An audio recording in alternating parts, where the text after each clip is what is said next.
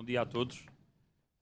Eu vou fazer aqui um enquadramento, puxando um pouco a área que eu conheço, que é a minha área profissional, que é o turismo, e dar aqui um enquadramento numa área que eu conheço e que estou mais à vontade, que são 25 anos à volta do turismo, e vou falar um bocadinho na galinha dos ovos de ouro, que é a nossa história em termos de turismo, e é importante nunca se esqueça o nosso passado e como é que nós fomos conhecidos em termos de turismo, como é que fomos conhecidos em termos de destino. A Madeira é conhecida de uma forma muito simples, por muito mais voltas que se possa dar com atividades neste momento em termos de turismo, a natureza é que é. Madeira continua sempre a ser natureza. Podem meter o surf, podem meter o canyoning, podem meter as ribeiras, podem meter todas as atividades que fazem sentido para atrairmos novos mercados, turismo mais jovem, mais dinâmico, férias mais interativas. A Madeira será sempre natureza, será sempre território. Por muito mais voltas que se possa dar, não vale a pena darmos cabo da estratégia, porque a estratégia da Madeira é centenária e foi sempre natureza, foi território. E aqui que entra o nosso território, o nosso enquadramento paisagístico, entra a parte da agricultura. Eu vejo fotografias em Camarlobos, eu sou natural de Camarlobos, daquela zona do Cabo Girão, fotografias do início do século, com enquadramentos de socalcos e poios em termos de cultivo, e era aquilo que vendia turismo, e é isto que continua a vender turismo. Eu vinha agora a caminho de Santana, falha que já não vinha cá há algum tempo desde a pandemia, porque ando mais para os lados da Calheta, agora, e vinha pelo caminho e vinha a pensar, isto está tudo inventado, mesmo, tudo inventado. Quando falamos em desenvolvimento rural, não é? Quando falamos em fixar, em valorizar, não temos que criar uma coisa que nunca ninguém criou. Nós só precisamos é de valorizar e manter aquilo. Está tudo feito. Não podemos criar aqui propriedades de 100 hectares planas e meter tratores, porque nunca vai ser a nossa natureza, porque a Madeira não nos permite meter tratores em propriedades de hectares planos. Será sempre os poios. Os poios estão criados. Eu mudei para Socalcos só por uma questão de sonância, mas continuo a gostar dos poios. Ok? O meu projeto chama-se Socalcos, mas continuo a gostar muito dos poios. Isto é a galinha dos ovos de ouro, isto é turismo. E esta questão da valorização e do desenvolvimento rural vai sobreviver muito pela questão do turismo. Acho que tem que aparecer mais Socalcos em termos de alojamento, mais projetos turísticos para manter este enquadramento paisagístico e esta valorização agrícola. Se for só a questão da agricultura, pode não ser suficiente. Mantermos os nossos calcos, mantermos os nossos apoios, mantermos este desenvolvimento ou fixação rural só com a questão da produção, infelizmente, pode ser pouco. Acho que as unidades hoteleiras, a descentralização do turismo do Funchal, e distribuir o turismo por Calhetas, por Santanas, por Tornês, por Faial, etc. E fixar, sem destruir o território, indo ao início como a construção se adaptava. Antigamente as casas adaptavam-se aos terrenos. Os terrenos não se adaptavam às casas.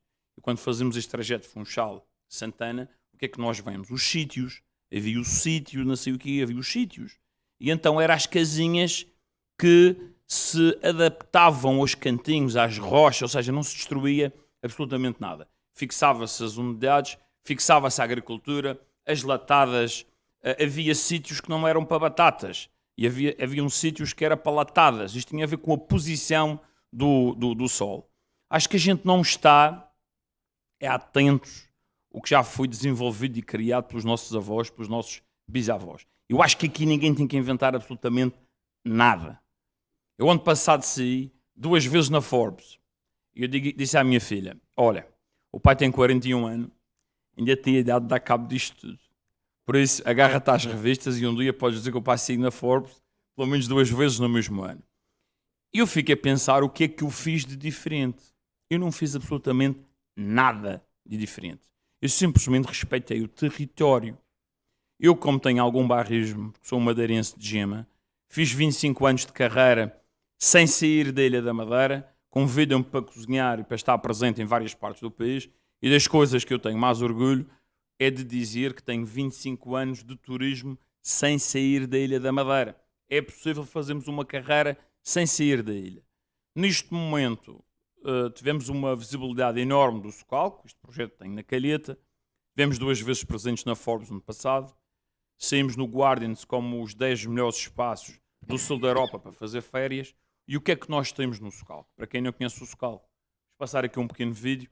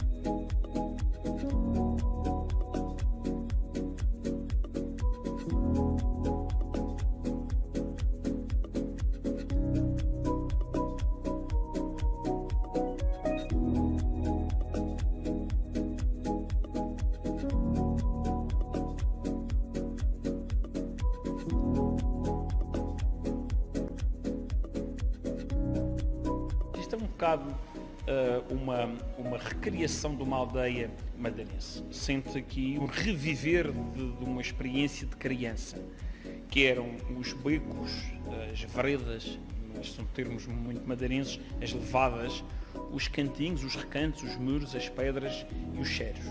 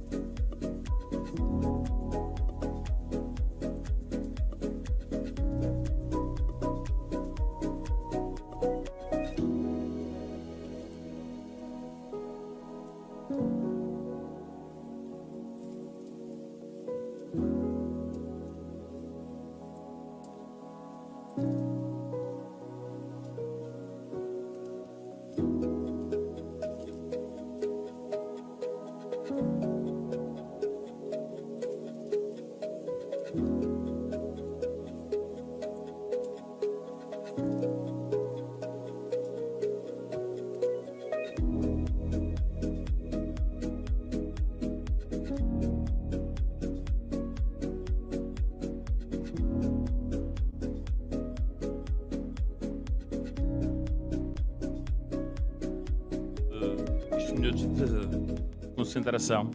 Aquilo que ali está, não fui eu que criei absolutamente nada. Nada. Os cálculos antes de nascer já estavam ali. Aquela era uma propriedade com cerca de 10 mil metros. Estava tudo ali.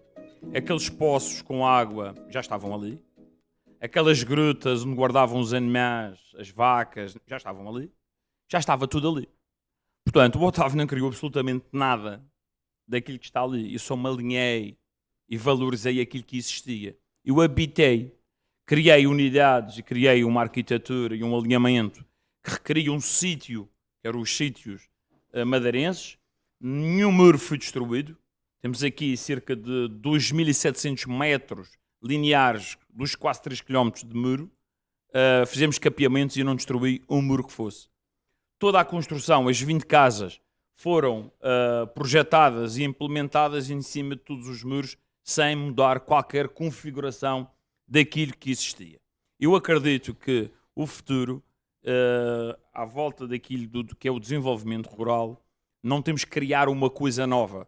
Temos é que lutar e facilitar, agilizar, que apareçam mais projetos destes, que não deitem os muros abaixo, que não se façam apartamentos e que não se façam a tontalhada que se fez no centro, em termos de enquadramento paisagístico. A valorização do território e uma forma de imortalizar a tradição, os costumes, os hábitos, é através deste tipo de projetos. Não tem que ser igual ao Socalco, existem outros casos, projetos que está-se a fazer, que acho que também requeriam muito bem isto. E estamos a falar do novo luxo. Estamos com cerca de 210 euros valor de entrada. Se alguém dissesse na calha tínhamos vender quartos a 210 euros noite, toda a gente dizia que estava louco. E as casas de dentro, aquela gruta onde viviam as vacas, aquele era um antigo palheiro que havia no Socalco, custam 350 euros por noite. Estamos a falar do novo luxo. O novo luxo é pagar para dormir dentro de uma gruta. Ter uma experiência de uma levada a passar junto ao quarto. Comer um pão com trigos ancestrais. Estamos a falar, o nosso pão é feito com farinha da Quinta Pedagógica dos Prazeres, projeto do Sr. Padre, que desenvolveu, entre outros produtos que têm ganho prémios a nível nacional. Portanto, são coisas simples. Ou seja, o novo luxo, o futuro, não está nos grandes spas. Acreditam nestes projetos. Estão na galinha dos ovos de ouro. E a galinha dos ovos de ouro é preservar o território. E não temos que ver isto como um valor menor em termos de profissão. Eu ontem estive no Horácio Bento, porque estão a fazer uma semana das profissões e pronto, dar um bocadinho de speech aos miúdos que estão no 10º ano, no 11º, no 12º ano, com saídas profissionais. Eu acabei ontem o meu discurso a perguntar a cerca de quase 300 alunos, no fim, fiz-lhes uma pergunta muito simples. Quem é que estava a pensar em seguir a área da agricultura? Eram 300, estamos a falar de uma geração enorme. 15 anos, 16 anos. Não houve um levantasse a mão. E eu disse, peço-vos que vão lá para casa e que falem com a vossa família toda e que façam uso desta minha abordagem lá em casa para perceber. Isto é um problema gravíssimo. Portanto, estas questões aqui, desta sensibilização, seja para um projeto 100% agrícola ou um projeto que meta a parte agrícola e turística, se não tivermos miúdos com algum barrismo, com algum coração para viver isto, nós estamos desgraçados. Mesmo. É arrepiante dentro de um grupo, e podem fazer isto quando tiverem oportunidade, não há ninguém que esteja motivado para esta área. As pessoas continuam a achar que isto é uma área menor. Eu olhei para eles e disse, no dia que eu deixar de cozinhar, no dia que eu deixar de ser cozinheiro, a minha área será a agricultura, será projetos à volta da agricultura e eu vou ganhar tanto ou mais dinheiro do que a cozinha. Mesmo.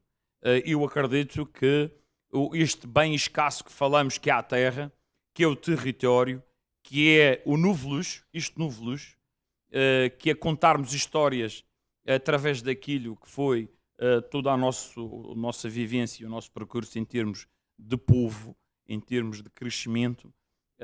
Acho que aqui a questão da formação é um desafio muito grande nas escolas, que é desmistificarmos e quebrarmos esta coisa que ser agricultor é uma profissão menor, e também a questão dos cursos técnicos. Eu sofri há 25 anos, quando disse que ia tirar um curso de cozinha, toda a gente começou às gargalhadas. Toda a gente. Não havia Masterchef. Há 25 anos não havia Masterchef. A cozinha era uma coisa ainda doméstica e empurrada um bocadinho para as senhoras. Havia chefes cá na Madeira, eram suíços, franceses, lembro-se, alemães. Não haviam chefes madeirenses. E há 25 anos um miúdo que quisesse ser cozinheiro até era mal interpretado. Porque o pedreiro era um macho, porque era um homem da força, e eu não vou dizer o que é que eles diziam que era um cozinheiro, na altura. Mas é verdade, há 25 anos os cozinheiros eram isto. Ou seja, a agricultura tem um bocadinho esta questão que a cozinha teve uns anos atrás, que era mal conectada em termos de imagem, em termos sociais, quando se olhava para um cozinheiro. Eu acho que a agricultura tem esse papel um bocadinho, e o desafio também, que é de metermos isto nos jovens, que é fixe ser agricultor, é fixe ter uma propriedade agrícola, é giro produzir, estão a ver? É giro preservar, é giro os cálculos. Isto tem que ser um bocadinho desmistificado em termos de escola. É preciso ir mais às escolas e falar mais nesta questão da profissão, da valorização das saídas profissionais. Há um trabalho muito grande a fazer em termos de formação. Portanto, passando aqui à parte do futuro que eu luxo, é as experiências, as tarefas e as práticas antigas. Eu tenho clientes que me pedem para regar. Ou seja, tenho 2 pessoas lá, que cuidam lá na fazenda, não tenho sistema de rega, tenho sistema de alagamento, como tenho poços, e a água que passa na ribeira ia para o mar. Portanto, achei que não havia necessidade de estar a criar um sistema de rega e aproveitei os poços. Nós temos todas as semanas clientes a pedir para regar. Regar, de lance, manta aberta, e eles olham para aquilo e ficam completamente deslumbrados a olhar, e ficam a fazer vídeos e ali parados, sentados nos muros, porque, pronto, é uma prática completamente diferente, um lance aberto com água e regar, pedem para regar. Acontece os miúdos, por exemplo, que estão hospedados, principalmente no verão, quando estão de férias, que pedem para tirar ervas. Repara uma coisa, eu cobro e coloco os clientes a trabalhar. Regam uma fazenda, ter umas ervas todas, podam umas vinhas, acartam as vinhas, cavam. Mas eu tivesse, mas eles faziam. A realidade é isto mesmo. Isto dá que pensar muito, de facto, o que é o futuro do turismo. O que é que as pessoas vão procurar. Então, as pessoas estão fixadas em grandes cidades, e isto agora, depois do Covid, ainda veio acelerar muito mais estas coisas, que é a humanização. As pessoas amassar, as pessoas cozinhar, as pessoas tirar ervas, as pessoas estarem em contacto com as coisas reais da vida. Coisas que não são iguais há 100 anos e há 200 anos. Isto é novo luxo. Eu tenho a sorte de ter encontrado quase 10 mil metros, 50 metros da praia, e ter este projeto. Gostava de ter mais projetos, mas ainda não me permiti. Mas vou lá chegar. A forma de estar de um povo. Eles gostam de contar histórias. Eu vou lá à terça-feira e à quinta-feira, e o que é que eles gostam? Contar histórias. Querem histórias. Querem saber como é que as coisas acontecem, de onde é que veio o atum, de onde é que veio as cavalas. Eu não tenho menu. E as pessoas perguntam e dizem, não tenho menu. Tenho um restaurante cheio todos os dias, na calheta, e não tenho menu. E as pessoas perguntam, e então, não tem menu. Nós cozinhamos com aquilo que a terra dá. Que era aquilo que acontecia connosco, quando éramos miúdos. Quando estávamos em casa, e aqueles tinham a oportunidade de ter hortas e fazendas, se tivéssemos feijão verde, comíamos à segunda, à terça, à quarta, à quinta, à sexta. Não era, comíamos todos os dias. Enquanto havia batata, comíamos batata todos os dias. E por isso, é isto que o turismo procura, esta fixação, com uma responsabilidade ambiental e social. Ok? Esta interação, fazer as coisas com responsabilidade, recriarmos o antigo, recriarmos uma forma de estar de um povo com responsabilidade. Aproveitando bem a água, aproveitando bem os recursos, aproveitando bem as pessoas, questão dos lixos, aproveitamento da água. Este projeto é 100% sustentável em termos de rega, aproveita a água toda da ribeira. Pronto.